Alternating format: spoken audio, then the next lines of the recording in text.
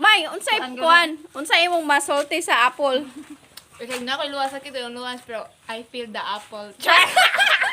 Di ba ang lasa ba? Unsay lasa? Lahi rin siya sa baligya. Ito no. Tapos apple. Dili ka nang ma-feel jud nimo nga. Lahi ra Oh, kanang ma. Lahi ra jud ang kuan. Ang baligya og ang kuan. Wala pala liso no. Wala pa jud siya liso. Mura na siya na seedless. Gamay, kuan pa siguro siya.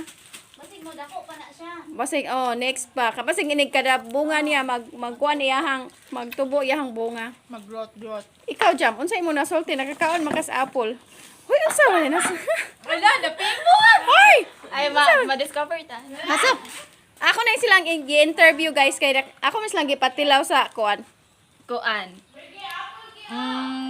Kuan, if inigkanon mo siya kay dili siya kanang lain sa tango sad te, like lahi ra jud siya sa baligya gani di ba? Oo, bitaw, ka kay oo. murag mangilo gani tango pero sa kana nga kay dili. Dili siya. Yeah. Thank you. Kanisang isa, nakatilaw man. Unsay imong masulti sa atong apple? Nga nanatay apple, nakakaon na pud ka. Wow, lami juga siya. Ah? Kuan, nalasahan talaga yung apple. Diba? Bim cause Miggy. Hoy, asa man ka na maka dito nga. Lami kayo guys, ha? Unsa ang i-rate nimo ang katamis? Kuan.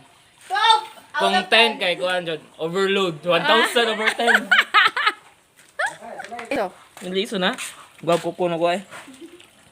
Di pa man na mailaliso. Bro, siya na seedless, no? Ngata.